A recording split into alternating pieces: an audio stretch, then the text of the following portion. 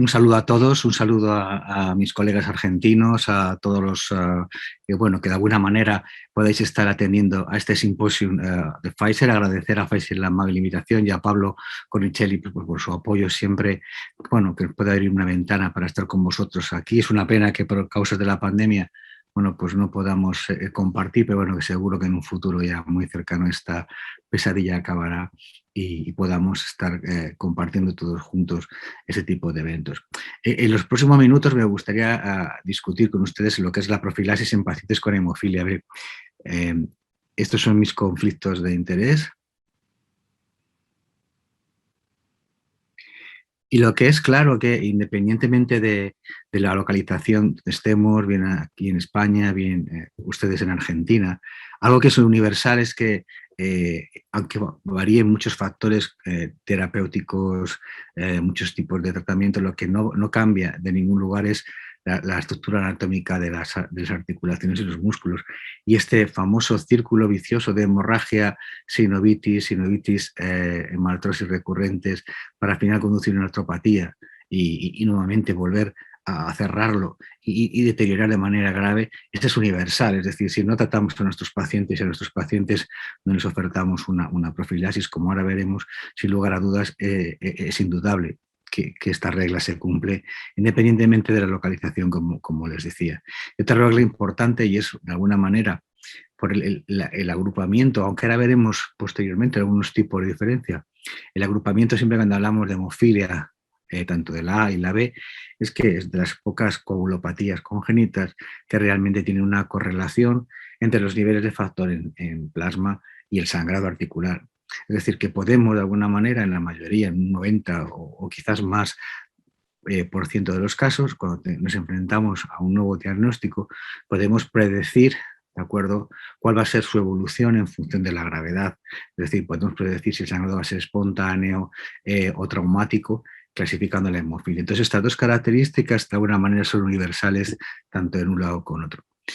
¿Y dónde nos podemos remontar para intentar analizar o cómo se inició la profilaxis basándose en esta observación de los niveles de factor y el sangrado? Pues bueno, pues fueron esta gran idea, la tuvieron los suecos.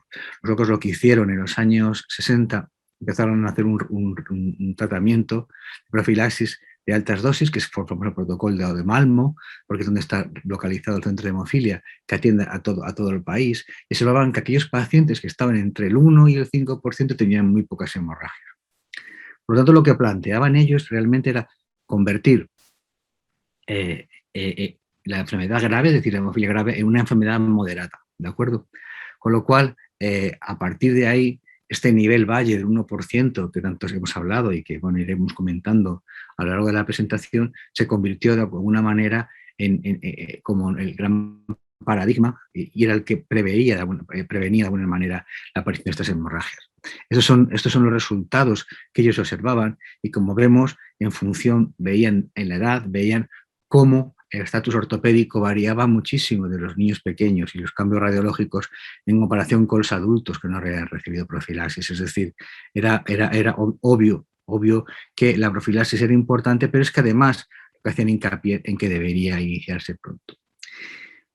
Muy poco después se generó ya la primera duda y fueron el mismo grupo, el grupo de Malmo, que analizaban pacientes tanto con hemofilia A como hemofilia B y veían que no había una correlación muy importante entre los niveles y la incidencia de hemorragias articulares. Es decir, como ahora veremos posteriormente, hay más factores, no solo son los niveles de factor, pero hay más elementos o más actores que juegan en esta, digamos, aparición de hemorragias articulares. Y veían que algunos pacientes no sangraban a pesar de tener un nivel mínimo de 1% y otros que lo hacían a pesar de estar por encima del 3%, con lo cual, de alguna manera, la profilaxis estándar, ellos decían, debe aplicarse solo después de una cuidadosa consideración clínica. Y este trabajo, que ya es, digamos, tiene unos años, sí que ponía un poco la piedra sobre lo que hoy en día, y al final la Federación de Hemofilia habla, es decir, que hay que individualizar en función de muchos parámetros, es decir, que no es lo mismo el 1% para un paciente que tiene las articulaciones intactas, que no, a diferencia de un 3% en un paciente que tiene las articulaciones dañadas, es decir, probablemente necesiten más nivel de factor estos pacientes. Por lo tanto, ya a partir de ahí el nivel de factor en sangre era un elemento importante dentro de la profilaxis, y ese es un trabajo clásico, y si bien es cierto, dentro de la hemofilia A, en el cual a raíz de un estudio pivotal de uno de los concentrados, lo que se vio es que existía el riesgo de hemartrosis, de acuerdo, aumentaba según el tiempo que se permanecía por debajo de un nivel umbral, que en este caso era el 1%. Ellos mismos concluyen en su trabajo que no debe interpretarse como una confirmación clásica de que este 1%, en el caso del factor 8, sea el nivel mínimo. Lo que sí que es cierto es que de algún modo, y a modo de resumen en esta gráfica, quería transmitirles es que existe una relación, ¿de acuerdo?, entre el sangrado, los niveles de factor y el tiempo por debajo de este nivel, ¿vale? Es decir, que si tenemos que, y luego posteriormente hablaremos un poco de farmacocinética, si tuviéramos que correlacionar el nivel de factor con el sangrado, obviamente cuanto menor esté en la profilaxis nuestro paciente, por debajo de factor. Si se dan cuenta, estos datos corresponden casi toda la información que han ido viendo a factor 8, porque ahora veremos que la hemofilia B es algo diferente, no porque sea diferente, sino fundamentalmente porque hay menos evidencia, que es lo que veremos ahora. Pero antes de entrar en esta diferencia entre la hemofilia A y la hemofilia B, sí que me gustaría transmitirles claramente este mensaje, y es que la profilaxis no elimina completamente los sangrados. Es decir, que por muy buen ajuste que tengamos farmacocinético, hay otros factores muy importantes al respecto. Yo destacaría el grado de artropatía hemofílica, es decir, tenemos pacientes mayores con una artropatía muy evolucionada, con un sangrado que ha dejado un daño articular porque provenía de tratamientos a la demanda, que muchas veces un 1% con la profilaxis no es suficiente. ¿Por qué? Porque el daño es tan importante que necesitamos elevar la coagulación, y además, si además tiene articulaciones diana o sinovitis activa, pues es importante. Claramente, la adherencia es uno de los factores que influyen en la profilaxis, y que no basta con poner el tratamiento, no bastaría con ajustarlo a la farmacocinética, sino que hay que hacer un seguimiento, ver si realmente nuestro paciente es adherente o no al esquema pactado. La actividad física, eso no lo debemos olvidar nunca y de recoger. ¿Por qué? Porque podemos hacer muchos esfuerzos al respecto, pero si nuestro paciente incrementa o hace una actividad física diferente, no hemos hecho nada. Es decir, hay mucha serie de factores, de acuerdo, todos ellos, que influyen al respecto. Y uno de ellos, como vemos, es la respuesta de la farmacocinética individual. Es decir, aunque vamos a hablar mucho de farmacocinética, vamos a hablar mucho de nivel valle, a mí me gustaría que sí que se quedaran con esta imagen, que es la imagen de que el sangrado intercurrente, es decir, lo que llamamos en inglés el breakthrough bleeding, el sangrado que aparece dentro de la profilaxis, ¿de acuerdo?, no solamente se debe a que lleve mal ajuste de profilaxis, obviamente es un pilar, pero hay otros pilares muy importantes que influyen alrededor.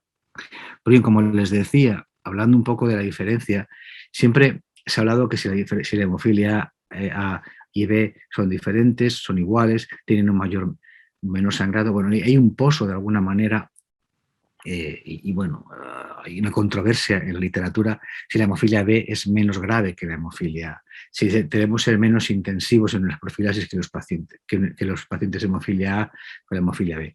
Lo que sí que es cierto, bueno, hay algunas cosas que me gustaría es resaltar de la hemofilia B. Uno es las alteraciones genéticas. La mayoría son mutaciones menos aberrantes, y por eso hay menos, de alguna manera, menos pacientes que en proporción sean hemofílicos B graves, y a la vez existen menos riesgos de inhibidores, y a la vez, digamos, de alguna manera, hace que sea diferente este patrón, y exista esa visión o esa imagen de que necesite mucho menos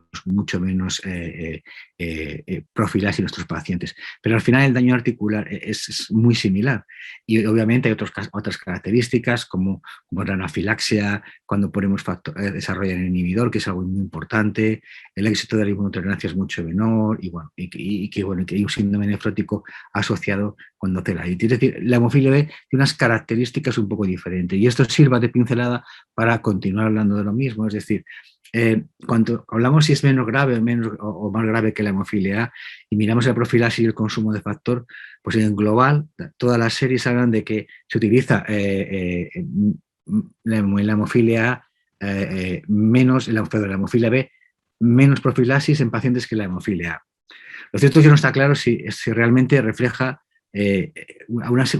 un patrón claro, es decir, si existen unas indicaciones claras o si es que son los patrones de hemorragia, o si hay datos prospectivos que faltan, o el conocimiento suficiente de la farmacocinética del factor 9 derivado del plasma frente al recombinante entre los diferentes productos. Es decir, puede que exista, yo creo que cada vez menos, pero bueno, durante mucho tiempo ha existido un desconocimiento claro de todos estos datos que ha hecho que la profilaxis se utilice menos. Pero en cambio luego cuando se analizan los consumos, parece que los consumos son similares en ambos casos. Entonces esto probablemente, bueno, pues pueda tener que ver con lo que es la farmacocinética per se, ¿de acuerdo? De la hemofilia A con respecto a la hemofilia B y el factor 8, y además la frecuencia de difusión es completamente diferente. Es decir, existen discrepancias que no queda claro al final si realmente es una patología diferente o no. Y en este escenario en el que nos movemos, recientemente la World Federation ha marcado sus guías, las guías de tratamiento de manejo de la hemofilia, que yo creo que son conocidas, son extensas, dedican un amplio capítulo a diferentes aspectos, y uno de ellos es la profilaxis, ¿no? Y entre la profilaxis, y lamento el tamaño, a lo mejor no sé si se acabe para ver, pero tampoco tiene mayor importancia, porque aparte de la clasificación clásica de primaria, secundaria y terciaria, y además aparte de la clasificación o comentar de alguna manera los diferentes esquemas de altas dosis, dosis intermedias y bajas dosis, sí que hace hincapié en dos aspectos que también lamento el tamaño de la letra probablemente, es la aproximación, cómo ajustamos la profilaxis en función de la farmacocinética o de los factores clínicos, poniendo sus ventajas y desventajas. Yo les recomiendo la lectura al respecto y probablemente sea una combinación de las dos, como les comentaba en esa imagen que les he presentado anteriormente. Es decir, la farmacocinética es muy importante, pero no todo se centra en la farmacocinética. Por eso, durante los siguientes minutos me gustaría discutir con ustedes acerca de la farmacocinética, de los diferentes productos y un poco cómo es la farmacocinética del factor 9, qué variaciones tiene en relación con la hemofilia A y cómo de alguna manera esto influye en las pautas actuales que tenemos de profilaxis en la hemofilia. Pues bien, en estas recomendaciones que hemos comentado previamente de la World Federation, en la cual se habla bastante del ajuste farmacocinético, me gustaría recordar con ustedes brevemente algunos conceptos y algunos hallazgos que vemos en la farmacocinética de los concentrados. Clásicamente, ya lo conocen ustedes, al administrar el concentrado, vemos que aumenta los niveles a nivel plasmático y duran un tiempo en el plasma. Como sabemos, el nivel máximo es la concentración máxima a la que se llega tras la administración, también a veces conocido como la recuperación in vivo, que no es más que una proporción de lo que infundimos y lo que esperamos recuperar. Esto se alcanza en un tiempo máximo y la semivida de un concentrado, es decir, el tiempo en el cual la concentración baja al 50%. Esos son todos los parámetros que se manejan mucho desde el punto de vista farmacocinético. Y todo el tiempo que está aquí es lo que se conoce como el área bajo la curva, es decir, el tiempo que de alguna manera está actuando el concentrado, funcionando en nuestro organismo. Bien, esto de cada uno de los parámetros se ha implicado en algún elemento de la profilaxis, pero yo quisiera comentarles un aspecto importante, y es que habitualmente en la hemofilia B, en la farmacocinética de la hemofilia B, cuando administramos factor, ¿de acuerdo? Que sería esto clásicamente, no llegamos a la recuperación, es decir, no llegamos a la concentración máxima esperada, ¿no? Y eso es algo interesante que ocurre con algunos concentrados y ahora veremos un poco el por qué o cuál es la explicación al respecto. Yo creo que es un tema bastante interesante de discutir y probablemente de adjudicar. Primero que debemos conocer es el tamaño de las moléculas, ¿no? O por lo menos al menos tener claro la proporción. Esta imagen que les voy a mostrar de alguna manera es para que tengan una relación clara entre el factor 8 y el factor 9. Esta es la relación en tamaño proporcional entre el factor 8 y el factor 9, que como veremos en la siguiente diapositiva, tiene una afluencia importante. Y además, si lo comparamos con el transportador del factor 8, que es el factor von Willebrand, vemos claramente cuál es la diferencia entre todas las moléculas de las que estamos hablando. Es decir, el factor 8 necesita un transportador que es el factor von Willebrand y después de esto hace su acción a nivel local, y si vemos el factor 9 9 comparado con el tamaño, con el factor 8 y el factor von Willebrand es mucho mayor. ¿Todo esto por qué tiene importancia? Tiene importancia por lo siguiente. Si ven ustedes en la diapositiva el factor 8, como les decíamos, una molécula mucho más grande, de 280 kilos de alto, comparado con los 55 que tiene el factor 9, que además va unido a esa gran molécula, que es el factor von Willebrand, y por lo tanto, siempre que administramos factor 8, generalmente se queda, ¿de acuerdo?, a nivel intravascular, que es, digamos, la zona azul, que es la administración que hacemos habitualmente. Por eso el factor 8 de la farmacocinética es bastante sencilla, porque todo se queda generalmente a nivel espacio intravascular, como vemos en el gráfico. Sin embargo, en la hemofilia B, como les decía, hay un intercambio entre el espacio intra y extravascular, con unos volúmenes de distribución mucho más elevados y probablemente aplica un modelo compartimental. Y la razón reside en lo siguiente: la razón es que al ser una molécula menor, al no tener el factor von Willebrand, es capaz de atravesar y pasar a este espacio extravascular. Esta es una de las primeras diferencias a la hora de entender muchas cosas cuando hacemos las profilaxis con la hemofilia B. Lo hemos visto muchas veces. Hemos dicho muchas veces al respecto, y lo hemos visto fundamentalmente, bueno, pues cuando empezamos a manejar, sobre todo concentrados de origen recombinante, veíamos que había un modelo farmacocinético diferente, como ahora les comentaré posteriormente algunas características. Es decir, que yo creo que es importante entender este concepto. ¿Qué ocurre? Parece como que cuando ponemos el factor 9, como que desaparece. Es decir, a los 5 minutos en la circulación, hacemos una determinación y esperábamos tener mucho más factor 9 y tenemos mucho menos lo esperado. Esta desaparece, la veremos entre comillas, que no es realmente así. Y además hay los pacientes que tienen un CMR, es decir, que no tienen material reactivo, es decir, que tienen una mutación que hace que no haya nada de proteína, que es el cross material reaction, es decir, que no tienen proteína frente a aquellos que sí que tienen, pero es anómala, puede ser hasta desaparecer mucho más rápido. Es decir, que la mutación genética también es importante en la hemofilia B para conocer la farmacocinética. Y además, otra cosa importante es que hay un aumento gradual de los niveles Valle con los bolos repetidos. Por lo tanto, ¿dónde está la solución a esta? Yo creo que en la infusión continua, la dosis para mantener los niveles disminuye con el tiempo. Es decir, hay unas características de farmacocinética diferentes. La solución está fundamentalmente en que hay un equilibrio, ¿de acuerdo?, entre el espacio intra y extravascular.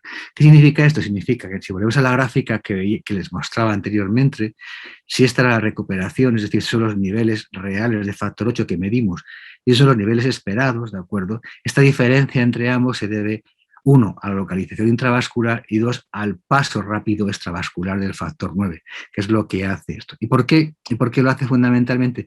Si vemos la molécula del factor 9, ¿de acuerdo?, con sus diferentes dominios, ¿de acuerdo?, y con diferentes glicosilaciones, la N-glicosilación y las sulfataciones y las fosforilaciones, es decir, todo lo que conforma la molécula del factor 9, cuando hay una activación, ¿de acuerdo?, este péptido de la activación que se divide, lo que se hace es conforma ya el factor 9 activo, y este factor 9 activo tiene una capacidad muy importante de unirse al colágeno tipo 4.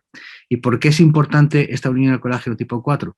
Porque el colágeno tipo 4 hace que la localización del factor 9 sea, ¿de acuerdo?, extravascular, se haya en el subendotelio, es decir, desaparezca la circulación y es donde se encuentra localizado ahí por esta afinidad que tiene por el colágeno tipo 4. Y esto ya se vio hace tiempo, ¿de acuerdo? Se vio hace tiempo en diferentes estudios de inmunohistoquímica del factor 9, del factor 10, y del colágeno, en el cual se veía esta distribución del factor 9, como pueden ver, ¿de acuerdo? Y además se veía además en modelos de ratones cómo existía esta movilidad, esta localización en el colágeno tipo 4. ¿Y a qué órgano se va? Bueno, pues se va al hígado, a muchos órganos como los músculos, intestinos, es decir, que este pool de acuerdo, extravascular está distribuido, de acuerdo, en diferentes órganos o sistemas del organismo. La verdad que yo les recomiendo esta lectura, que es muy interesante, publicada este año, que habla un poco de las funciones del factor 9 y en la hemostasia en el espacio extravascular. Quizás la pregunta es si realmente es tan importante, ¿de acuerdo?, y qué implicaciones terapéuticas puede tener este comportamiento farmacocinético en la hemofilia B. Continuando con esta gráfica o este conocimiento, como veíamos, este es el factor 9, ¿de acuerdo? Que es el factor 9, por ejemplo, el factor 9 recombinante que utilizamos habitualmente. Este sería ya el factor 9 unido a las modificaciones bioquímicas que se han realizado para prolongar esa semivida.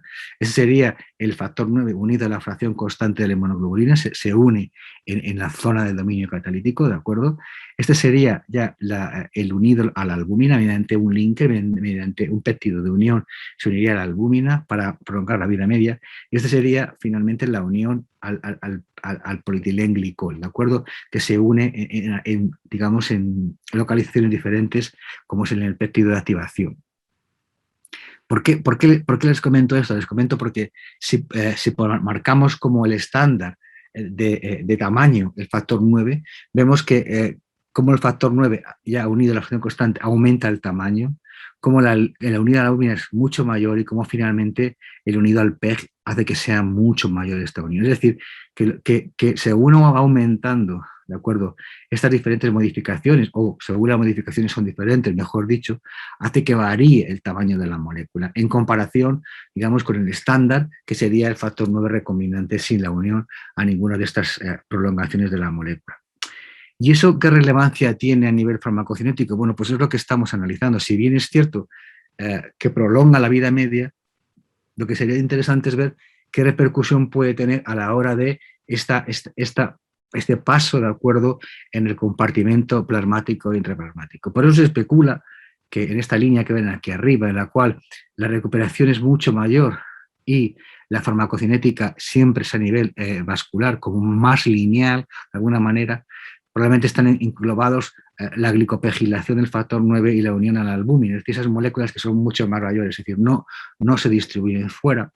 En cambio, tanto el factor 9 recombinante, sin unir a ningún tipo de, digamos, de modificación bioquímica, y el factor 9 unido a fracción constante, estos los que ven aquí abajo, ¿de acuerdo? Uno, por supuesto, con una mayor vida media y otro con una menor, ambos tienen menor recuperación, pero de alguna manera este paso al espacio extravascular, esta vuelta de nuevo a la circulación, harían que el perfil farmacocinético sea diferente. Bueno, esa es una discusión importante. Yo creo que necesitamos más experiencia a la hora de poner en pie esto, pero sí que, continuando con la farmacocinética, ya que la World Federation nos habla bastante de ello, vamos a ver un poco cuáles son las características farmacocinéticas de cuando infundimos factor 9, ¿no?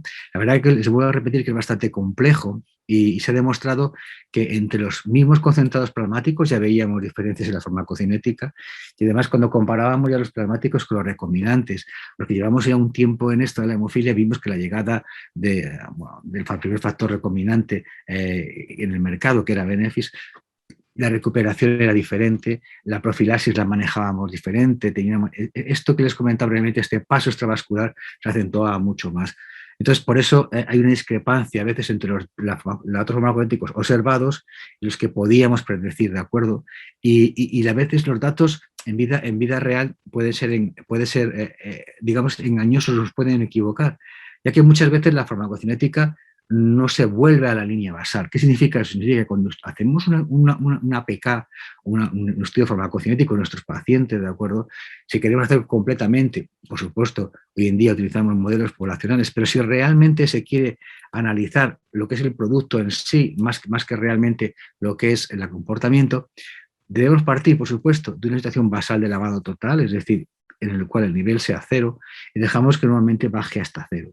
Y eso fue, ahora vuelvo a la diapositiva, la primera vez que se hizo con el factor 9, con Benefis, con el factor 9 recombinante, en el cual después de mucho tiempo se analizó los parámetros farmacocinéticos y se veía que la vida media se incrementaba, ¿de acuerdo?, cuando se comparaba con la previa, con la que tenían en la ficha técnica. Y la razón residía en que se buscaba un punto, más allá de las 72 horas, se buscaba un punto a las 96 horas, se buscaba un punto muy alargado en el tiempo para analizar esta farmacocinética. Es decir, que eso es importante que lo tengamos en mente a la hora de hacerlo.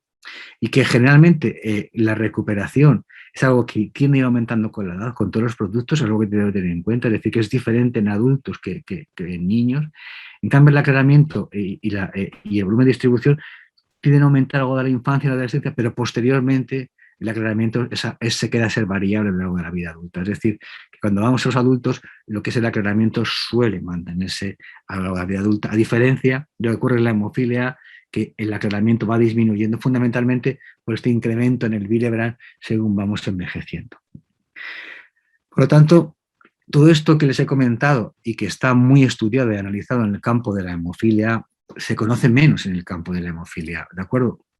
Estos niveles valles, esa gráfica que les mostraba al principio y les decía que luego les va a hacer hincapié entre los niveles de factor 9 y el efecto terapéutico no está realmente establecido en la hemofilia B de forma clara. Necesitamos todavía tener más estudios para conocer esta relación. Y además, esta modelización de la PK de la población para ajustar las dosis no es tan sencilla como les decía con el nivel de factor 8 y a veces clínicamente no es tan fácil como el modelo de factor 8. Lo que sí que es cierto es que las muestras, ¿de acuerdo?, en diferentes puntos, de alguna manera estamos abandonando. El modelo bayesiano nos permite tener diferentes farmacocinéticas más frecuentes y nos podrían ayudar muchísimo a la hora de alguna manera de trabajar. Lo que sí que es cierto que para aquellos que quieran aplicar muchas veces los mismos parámetros de la hemofilia A, tenemos que tener bastante cuidado a la hora de determinar si los niveles son diferentes y probablemente los parámetros puedan significar algo diferente que en la hemofilia B. Y a este respecto, bueno, pues con los productos de vida media más prolongada que permiten de alguna manera tener menos inyecciones y menor actividad, ¿de acuerdo? Bueno, pues probablemente las estrategias que estamos utilizando actualmente es doble, ¿no? Es decir, en pacientes adultos, pues bueno, intentamos y con factor 9 recombinante, a veces administrado, como ahora veremos, una vez a la semana, podemos llegar a conseguir esto mismo, es decir, pacientes adultos en la que la mayoría son sedentarios, bueno, pues que lo que quieren es un intervalo de solidificación más largo. Aunque el nivel mínimo sea tan bajo y no tengan otro sangrado, bueno, pues puede ser una pauta bastante conveniente, es decir, la conveniencia aquí actúa de forma importante. En cambio, los más jóvenes no activos, bueno, pues en algunos casos se ha planteado inclusive llegar a niveles del 15%. En mi opinión son muy elevados, pero bueno, en muchos países de nuestro entorno están trabajando en esa medida para estos pacientes jóvenes y activos. Y eso es un poco, esa tabla es muy compleja a la hora de todos los datos, pero aquí de alguna manera se reflejan todos los productos que nosotros manejamos habitualmente, tanto recombinantes estándar como recombinantes con vida media, semivida media prolongada. Obviamente las diferencias, si las vemos en términos de vida media, bueno, pues pasan de 24 hasta 105, es decir, según el tipo de producto que manejemos, pero sí que quisiera un poco hablar de la frecuencia, ¿de acuerdo? Mire, la frecuencia sí que es importante a este respecto. Nosotros en nuestro país no hemos cambiado la ficha técnica de Benefis, aunque tenemos autorizado la utilización de 100 unidades kilo, pero en su país recientemente la tienen cambiada y sí que se ve que pueden administrar, y de hecho es la única posología, una en profilaxis, unas 100 unidades kilo semanales, es decir, que el prolongar ese espaciamiento, bueno, pues de alguna manera supone un avance para los pacientes en comparación con las pautas que tenemos nosotros recomendadas aquí a nivel local y que muchos de esos pacientes lo han utilizado. Estas son las fichas técnicas, por lo menos en nuestro país actualmente, tanto el factor 9, unido a la fracción constante, con una dosis semanal de 50 o 100 cada 10 días. En el caso del unido a la albúmina, pues es una dosis semanal de 35 y 50 o espaciarla a 75 cada 10-14 días. Y en el caso de la unión al polietilenglicol, unas 40 a administrar una dosis semanal. Es decir, que si bien es cierto, estas pautas probablemente permitan un mayor, y siempre existe esa condición, un mayor espaciamiento en función de algún subgrupo de pacientes que pudieran beneficiarse de una mayor extensión, que lo vemos en algunos grupos de pacientes, podemos expandir o podemos manejarlo. Lo cierto es que, bueno, en ustedes tienen ficha técnica la utilización de beneficios en 100 unidades kilo, que nosotros, por ejemplo, como les decía, no lo tenemos, a pesar de que sí que estamos utilizando. Y bueno, de alguna manera este es el trabajo, uno de los trabajos, quizás el más reciente, que de alguna manera, bueno, pues comparó en un ensayo clínico lo que era la administración de una dosis semanal frente al tratamiento a la demanda con beneficios.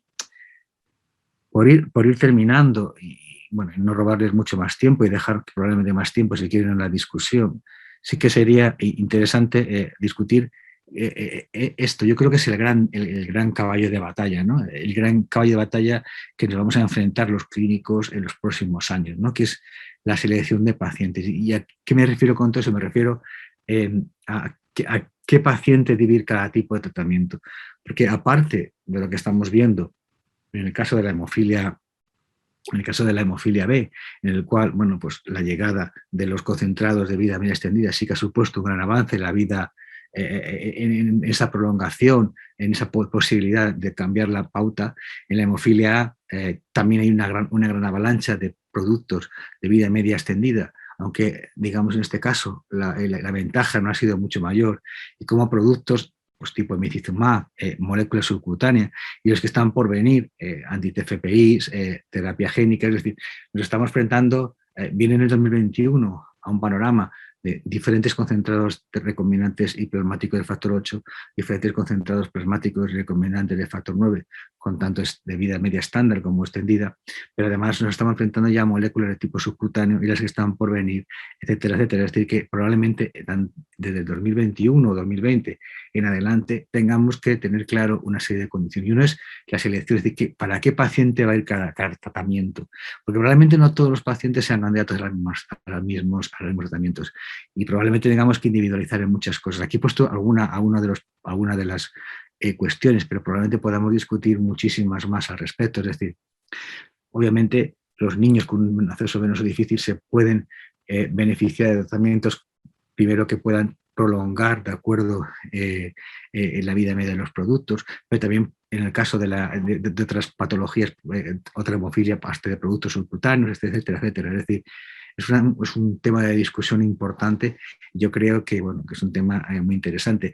Pensemos también que en la hemofilia, en los niños pequeños, aunque tengan acceso venoso, los productos pergilados, por lo menos en Europa, no están autorizados. Es decir, que también limitaría la utilización de algún tipo de producto. Es decir, que deberíamos, es un aspecto muy interesante a discutir.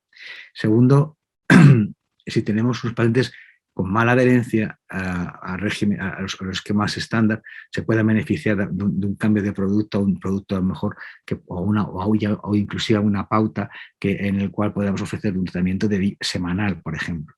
Es un tema muy interesante porque muchas veces no nos queda claro. A mí, en mi experiencia personal, a veces ha sido bastante poco satisfactoria porque el paciente que es adherente a los tratamientos estándar malo también es muy mal adherente, ¿de acuerdo? O tiene una adherencia mala, perdón, a otros tipos de tratamiento. Pero sí que es un grupo muy interesante en el cual sí que debemos valorar, intentar de alguna manera espaciar cuanto más podamos los tratamientos. Lo que les decía previamente, una de las actitudes es, si queremos incrementar los niveles Valle, probablemente los pacientes que tengan una actividad física que sea muy activa, ¿de acuerdo? Que tenga una actividad física deportiva muy activa, se está discutiendo mucho, bueno, si realmente puede ser algo de alguna manera útil o no útil en este grupo de pacientes, y aquellos que por una serie de características tengan un fenotipo de sangrado más importante. Ahí sí que debemos valorar, de acuerdo, en este grupo de pacientes, ser lo más estrictos posibles a la hora de tratamiento e intentar probablemente mantener una pauta de tratamiento lo más cercana a las indicaciones, y probablemente son pacientes que no debamos prolongar mucho más el tratamiento. ¿Por qué? Porque pueden tener una mayor tendencia a la hemorragia. Y finalmente, los pacientes que están a la demanda. Muchas veces pacientes a la demanda, nosotros tenemos ya pocos en nuestra unidad, pero todavía hay algún paciente que se revela o que no quiere entrar en profilaxis. Muchas veces son pacientes con una carga de artropatía muy, muy, muy elevada, pacientes que ya el sangrado es muy poco porque ya tienen y prefieren a veces administrarse tratamiento en las ocasiones contadas en las cuales se produce la hemorragia que mantener constantemente una profilaxis. Bueno, pues a lo mejor este cambio de paradigma, de menores administraciones menos frecuentes, pueda de algún modo ayudarnos a lo que les decía, a este cambio de pacientes que estén a la demanda, ¿de acuerdo?, para cambiar a profilaxis. Ya solo quisiera acabar diciéndoles esta frase de Skinner, que decía, de Mark Skinner, que decía eh, que ese tratamiento no debería solamente añadir años a las personas con hemofilia, a la vida en global, sino que añadir vida a sus años, es decir, intentar buscar una mejor calidad de vida. Y bueno, estoy abierto a sus cuestiones y, por supuesto, nuevamente reiterar mi agradecimiento tanto bueno, pues a ustedes por invitarme a estar en su congreso, a Pfizer por esta oportunidad y, como les decía, a Pablo Cornicelli, bueno, porque de alguna manera por la paciencia que ha tenido conmigo durante todo este tiempo para que yo pueda estar con ustedes discutiendo. Y bueno, si quieren ahora comentamos en el turno de preguntas o ampliamos a un conocimiento que haya quedado poco desarrollado o algo diferente que ustedes quieran comentar.